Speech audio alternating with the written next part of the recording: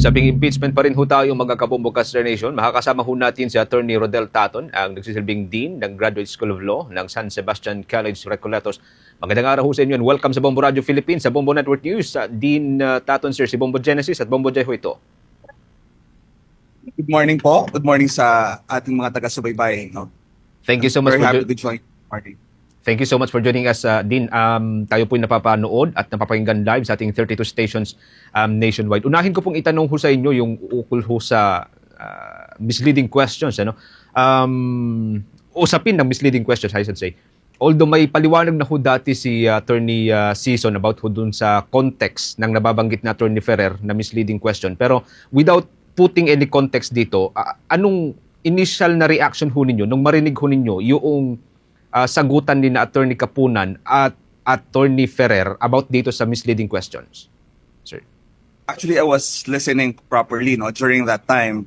And kahit ako, I learned about misleading questions like 20 plus years ago. Pero I think I can remember quite pretty well kung ano ang at kailan ba ginagamit ang konsepto ng misleading questions. And I think hindi kailangan siya i-contextualize kasi depende sa tanong kasi, no?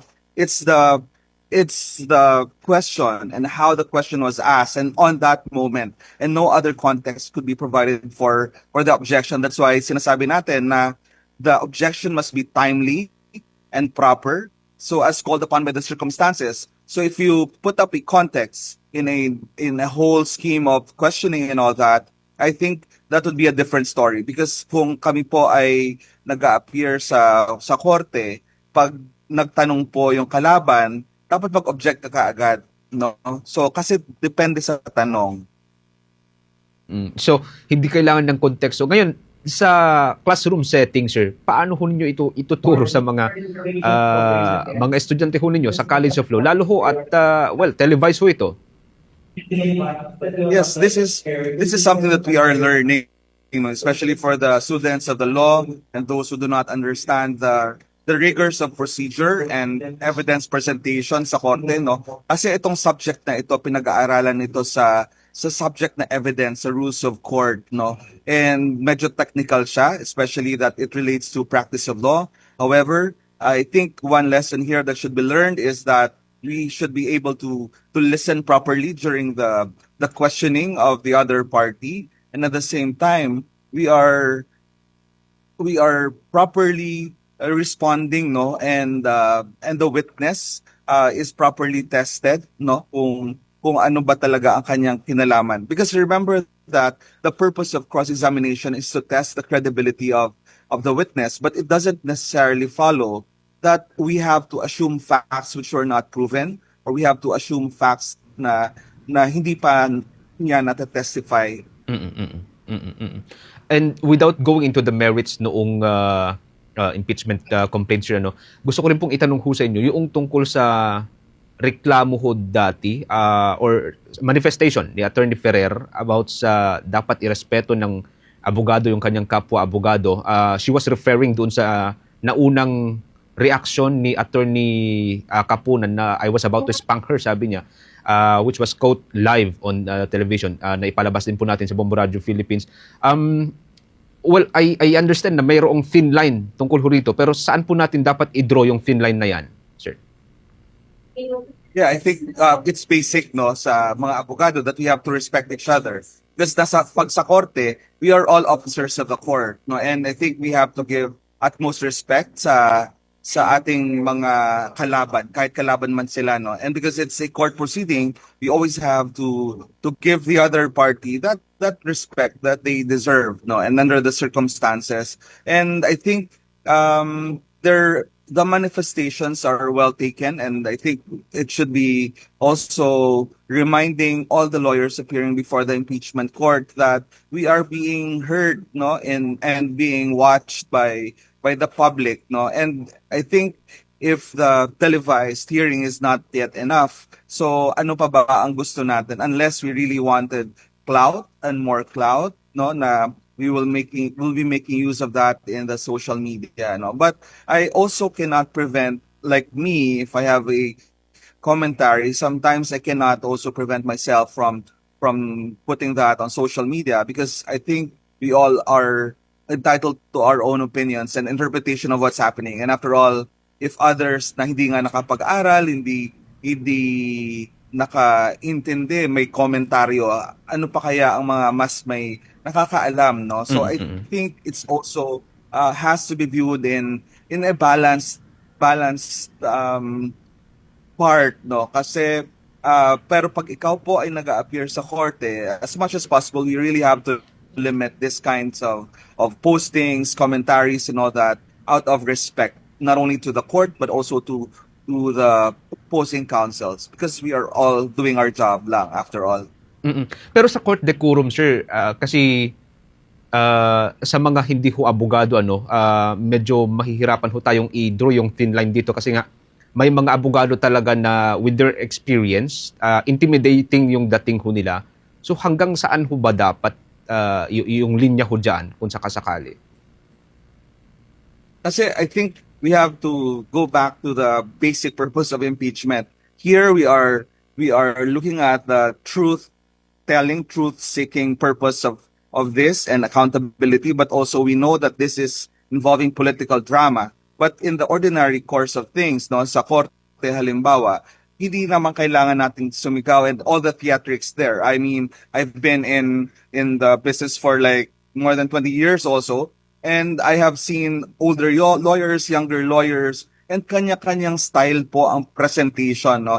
But there are also limits to that we have to be responsible, we have to control our voices, and also I think ang basic lang is tingnan natin kung ano ang purpose talaga ng inyong presentation. Kasi if you want political drama, I think that's too much. But I think I would rather refer to this as a strategy or political strategy, and at the same time coupled with legal strategy. Okay. Bumujay, with your follow-up kay attorney. Attorney Mayong Aga, sa issue dito kay Attorney Ligutan, kasi during the trial, di ba nag-post siya sa Facebook about doon sa misleading questions, sa sinagot ni Attorney Ferrer nga na they are allowed, according naman kay Attorney Kapunan, di ba, na misleading questions are not allowed on cross. So, sinabi doon ni Attorney Ligutan, no, na even the regular law students nakakaintindi noon na yung misleading questions nga bawal. Sa issue dito kay Attorney Ligutan, ano ba dito, Attorney, nakikita niyo? Legal opinion po ba ito or sub judice, usapin ng sub judice rule? I think here that is why ang sinasabi natin is that if you are a party to the case, if you are appearing as a counsel for the case, and you are posting something against the other party or against the other lawyer, I think there are some ethical questions on that. I believe, although each of us has an opinion on how things are being done in the impeachment court. However, yun nga ang sinasabi natin na pag tayo po ay may nirepresenta or tayo po ay parte ng impeachment process, tama lamang na limitahan natin ang pagsasalita, pagpo-post, kasi po nasa impeachment proceedings tayo, and there are certain rules and regulations dito sa ating impeachment process. I don't think that it is sub judice, but I think it is more of an ethical question. Okay, after that, Attorney Susan raised her manifestation, no? Sinabi doon na, yung sinabi ni Attorney Ligutan na bawal yun during the trial. She even reviewed the transcripts, no? Binasa niya ulit yung transcripts na Attorney Ferrer, hindi niya man na-mean doon yung sa misleading questions, yung sinabi niya na they are allowed. Sabi niya, yung sinabi ni Attorney Ferrer na they are allowed ay base doon sa yes or no questions ni Attorney Kapunan. After that, may press conference si Defense Spokesperson Attorney Michael Powa, sinabi niya na highly charged itong si Attorney Ferrer. That's why may mga nasasabi siyang terms and word. Gaano ka-importante yun, Attorney, no, na ma-separate din yung emotions? Kasi according to sa House Prosecution Panel, as we interviewed Representative Zamora, na maybe that was out of her emotion, siguro, why nasabi niya yung allowed yung misleading questions. I respect the manifestation of Attorney Sison, but I think that it's not the best time to call for your mama to support you or to explain something for you or to rescue you. No, but I think Attorney Ferrer there did a good job as well, being the counsel for the defendant. But on the manifestation, while she is entitled to make the manifestation, I don't think it's really called for, no, na mag-explain tayo kung paano ang konteksto, ano ang nangyari doon. Kasi lahat naman tayo nakikinig, and even the parties are listening, and even the judges were listening. And I think we have to give it to the benefit of those who are listening and the impeachment court that they have all heard all this, no? And wala namang questions sa kanila. And I think to emphasize on that would simply emphasize that there were some errors and that there is a need for explanation for that. I don't say that there were errors, but it was rather a judgment on the lawyer maybe during that time, and I respect them for that. I mean, this is something for the impeachment court to consider.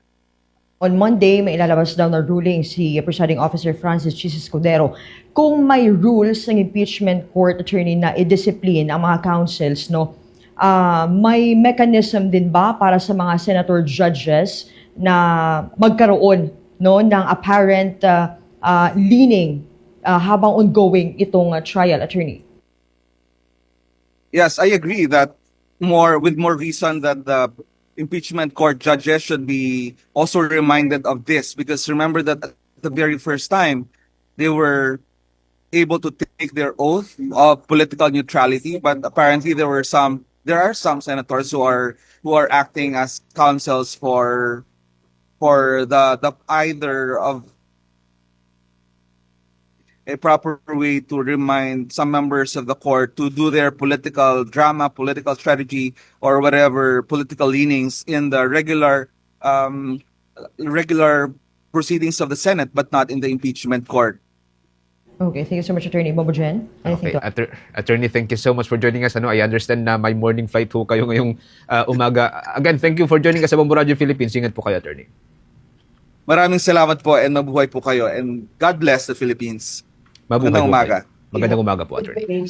Ang Dean ng Graduate School of Law ng San Sebastian College, Recoleta, si Attorney Rodel Taton, mga kabombo.